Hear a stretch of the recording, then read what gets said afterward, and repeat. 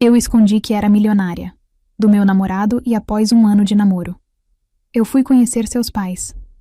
Decidi fingir ser uma inocente mulher do campo e ver como eles agiriam. Mas eu não estava preparada para o que eles fariam. Então, Ana, Ricardo nos disse que você vem de um lugar bem simples, não é? A pergunta pairou sobre a mesa de jantar, pesada e afiada como a faca de prata ao lado do meu prato. A voz do pai de Ricardo, Alberto, era polida.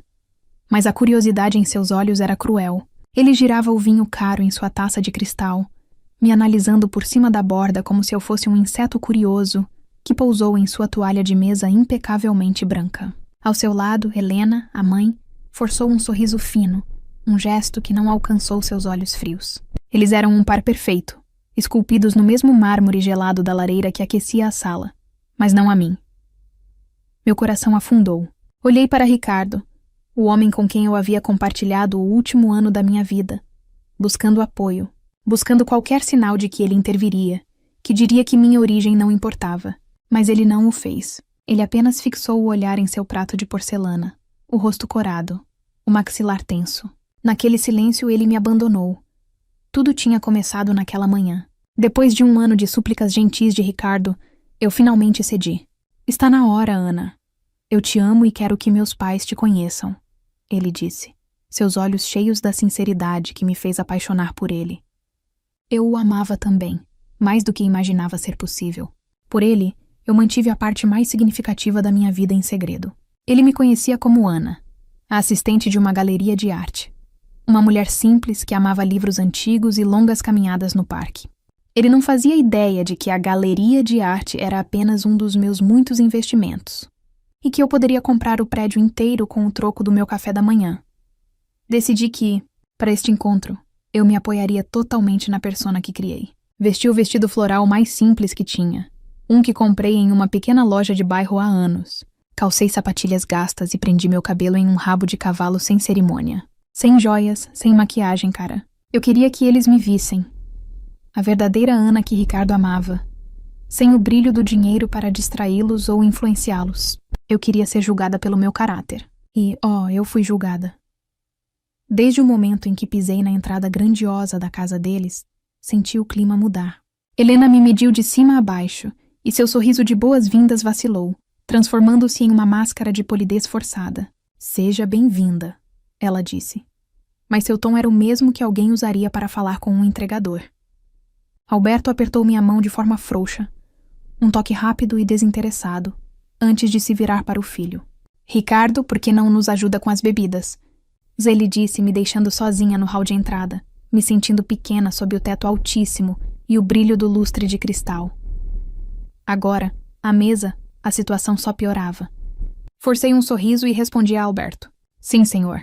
Cresci em uma pequena casa no interior, com meus avós. A vida era simples, mas boa. Simples, repetiu Helena, saboreando a palavra como se fosse algo exótico e um pouco desagradável. E seus pais, querida? O que eles fazem? A pergunta era direta, calculada para me colocar no meu lugar. Eles faleceram quando eu era jovem, respondi com a verdade.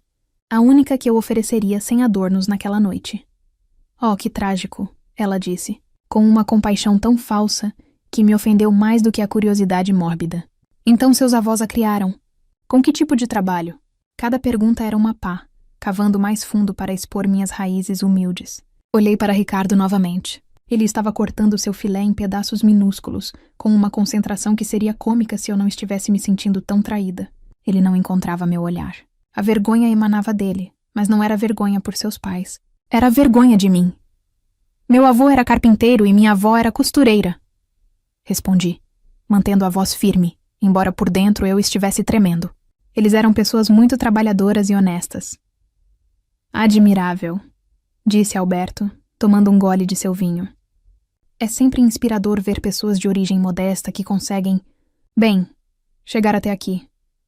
Ele gesticulou vagamente para a sala de jantar, como se sentar à mesa deles fosse o auge da minha existência. Ricardo tem um coração tão bom, sempre querendo ajudar os menos afortunados. A indireta me atingiu como um tapa. Eu não era um projeto de caridade. Eu era a namorada do filho deles, a mulher que ele dizia amar. Mas para eles, eu era apenas a pobre coitada que Ricardo havia resgatado. O silêncio dele ao meu lado era a confirmação de que, talvez no fundo, ele também me visse assim. Aquele pensamento abriu uma fissura em meu coração. Eu não estava apenas fingindo ser uma mulher simples. Naquela mesa, eu me sentia invisível, reduzida a um estereótipo que eles criaram para mim. A noite estava apenas começando, e eu já sentia um frio na alma que o fogo da lareira não conseguia alcançar. O restante do jantar se arrastou em uma tortura lenta e educada. Eu mal toquei na comida. O nó no meu estômago era tão apertado que eu sentia dificuldade para respirar. Cada garfada parecia um esforço monumental. Enquanto isso, Alberto e Helena continuavam seu interrogatório velado, disfarçando insultos como se fossem comentários casuais. Eles falavam sobre suas viagens à Europa, sobre os vinhos que colecionavam e sobre as escolas caras que Ricardo frequentou, sempre concluindo com um "mas você provavelmente não entende dessas coisas, querida". E a cada comentário, o silêncio de Ricardo se tornava mais ensurdecedor. Ele não era apenas um espectador passivo, sua inação era uma forma de concordância. Quando o jantar finalmente acabou, Helena me guiou para a sala de estar sob o pretexto de tomar um café. Ricardo e Alberto ficaram para trás, falando sobre negócios em tons baixos. Na sala, Helena se sentou em uma poltrona de veludo e me observou com um olhar que misturava pena e cálculo. "Ana, querida", ela começou, a voz suave como seda. "Eu estive pensando.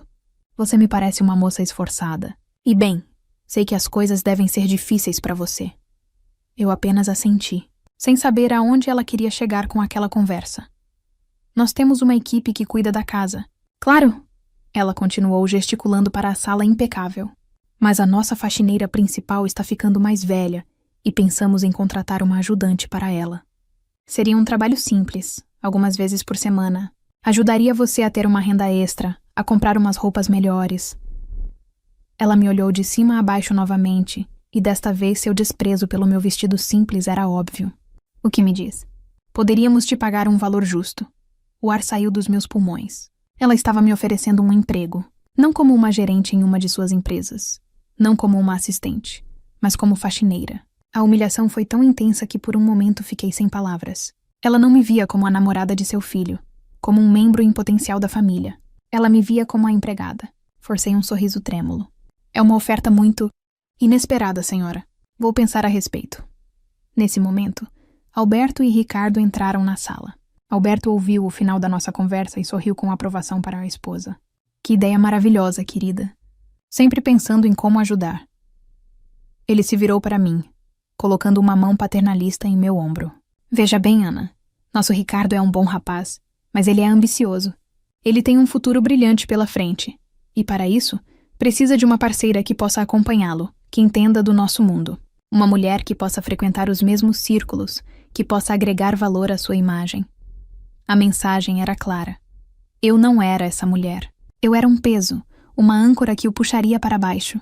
Ele estava dizendo, na minha cara e na frente do próprio Ricardo, que seu filho merecia alguém melhor do que eu. Olhei para Ricardo, implorando com os olhos para que ele dissesse alguma coisa. Qualquer coisa. Para que ele dissesse que me amava, que eu era suficiente. Mas o que ele fez foi desviar o olhar e dizer: "Pai, por favor." Sua voz era fraca, um sussurro de protesto que não tinha força alguma. Não era uma defesa. Era um pedido para que o pai parasse de envergonhá-lo. A noite continuou com mais piadas disfarçadas. Eles me perguntaram quais livros eu lia, e quando mencionei alguns romances clássicos, Helena riu e disse: "Ah, que gracinha." Ricardo prefere ler relatórios financeiros. Eles me perguntaram sobre música, e quando falei sobre minhas bandas favoritas, Alberto comentou: "Nós preferimos ópera. É uma arte mais sofisticada. Exige um certo nível de cultura para ser apreciada." Cada palavra era um pequeno corte, projetado para me fazer sentir inadequada, ignorante e deslocada. Quando finalmente chegou a hora de ir embora, eu me sentia esgotada, como se tivesse corrido uma maratona emocional. Na porta, enquanto Ricardo pegava o casaco, Helena me puxou para o lado. "Espere um minuto, querida." Ela sussurrou, abrindo sua bolsa de grife. Ela tirou algumas notas de dinheiro dobradas e as pressionou na minha mão, fechando meus dedos sobre elas. "Tome, para o táxi. Deve ser difícil para você se locomover pela cidade." Olhei para a minha mão. Era uma quantia pequena.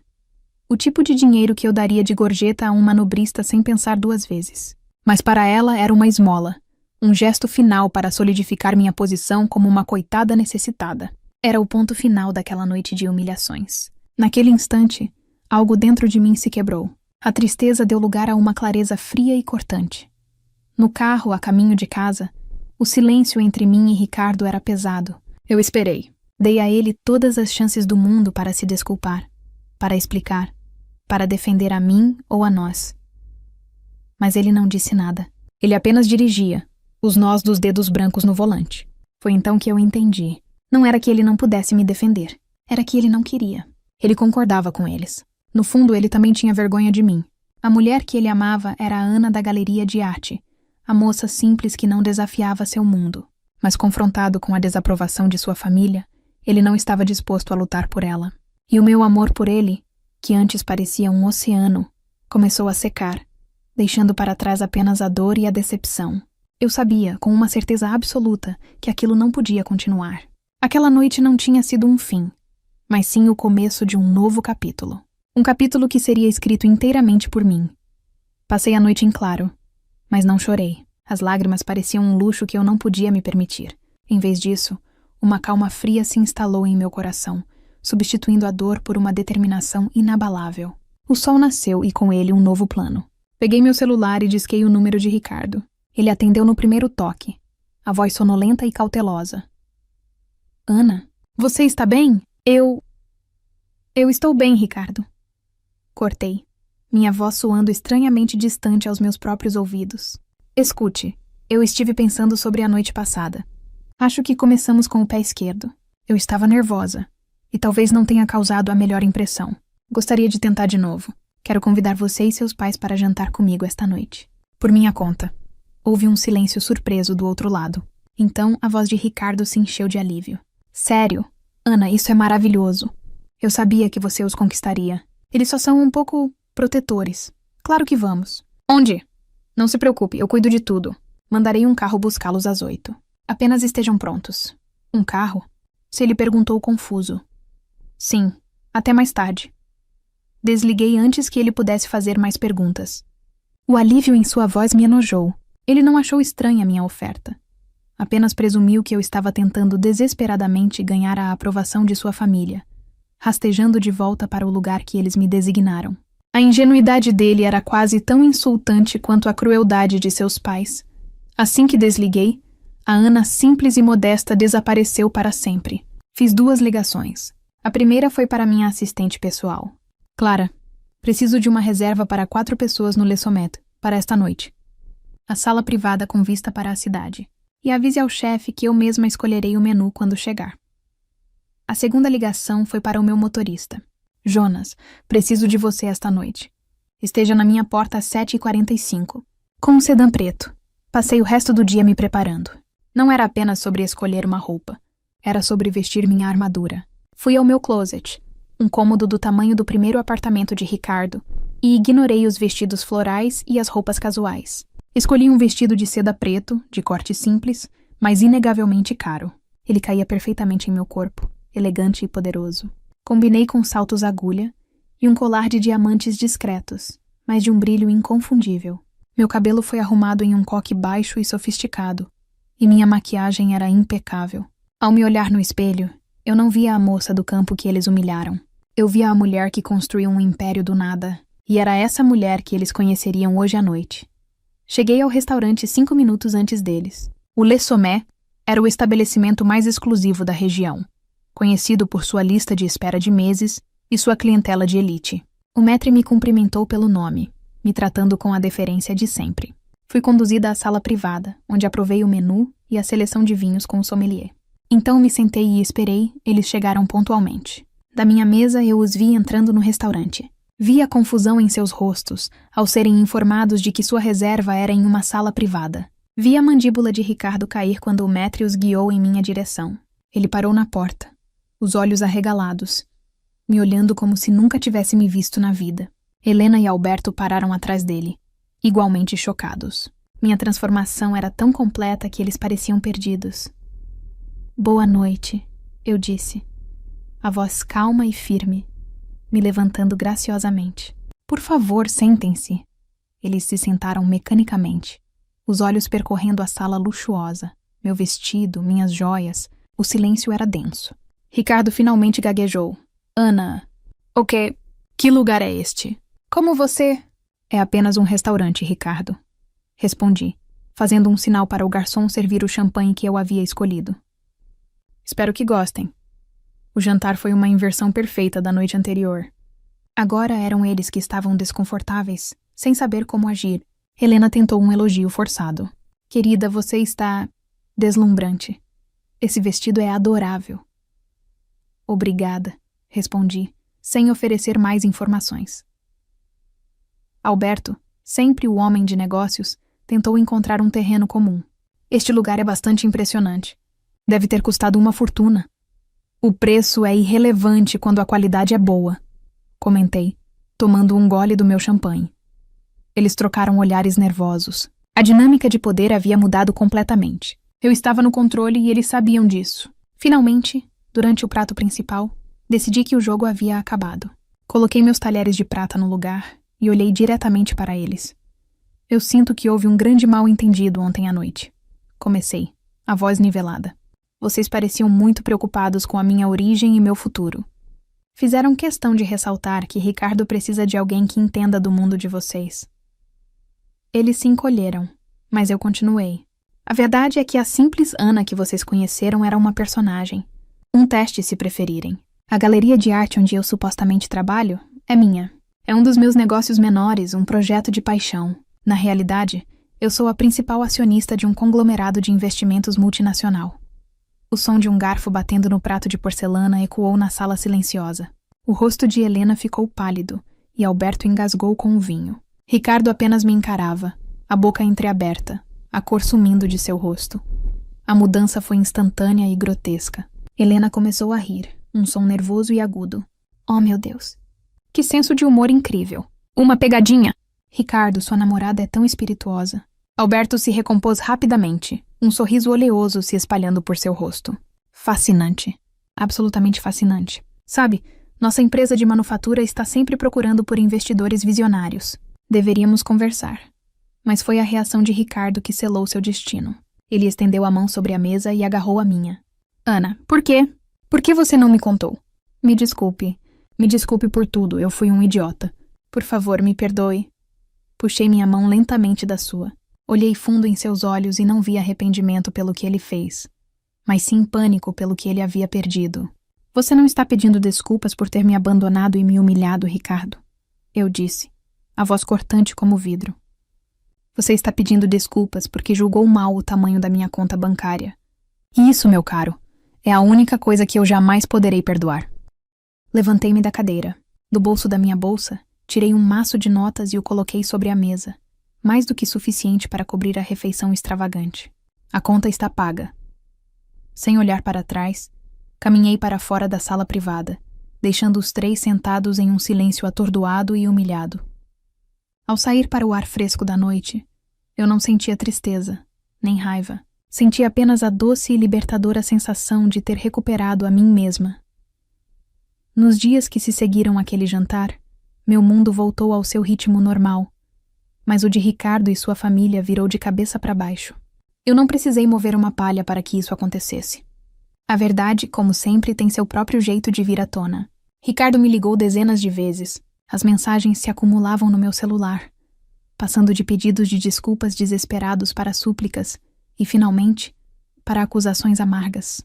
Bloqueei seu número sem ler a maioria delas. Ele não merecia mais um segundo do meu tempo. Cerca de uma semana depois, eu estava em meu escritório, um andar inteiro de um arranha-céu com vista panorâmica da cidade, revisando propostas de investimento com minha assistente, Clara. Era uma rotina, algo que eu fazia todas as semanas. Clara me entregou uma pasta e, ao abri-la, um nome familiar saltou da página. Manufaturados Almeida e Filhos. A empresa de Alberto. Esta chegou ontem, disse Clara. Eles estão pedindo uma injeção de capital de emergência. Parecem estar em uma situação financeira bastante precária. A dívida deles é enorme. Li o relatório com um interesse frio e profissional.